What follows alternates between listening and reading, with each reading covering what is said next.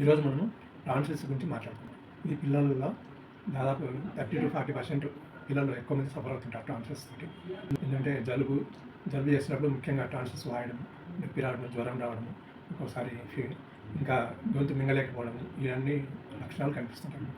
Tonsils అనేవి మంచివే, కాకపోతే ఎందుకంటే మనకు హెల్ప్ చేస్తుంటాయి. ఎటువంటి ఇన్ఫెక్షన్ లోపలికి పోకుండా, ఆహారంలో కానీ నీళ్ళలో కానీ మనకు ఇన్ఫెక్షన్ పోకుండా లోపలికి వేరే జబ్బులు రాకుండా కాపాడుతుంది. అంటే వెంటనే మనకు సిగ్నల్ ఇస్తుంది.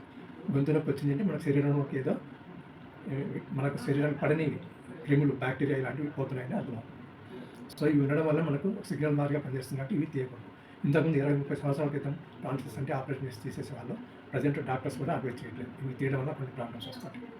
సో మనకు టాన్సిల్స్ ఉన్నా కూడా దాని నుంచి ఎలా బయటపడాలనేది హోమియోపతి ద్వారా చాలా మంచి ఉపయోగం ఉంది.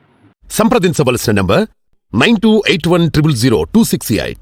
Website medinine.info.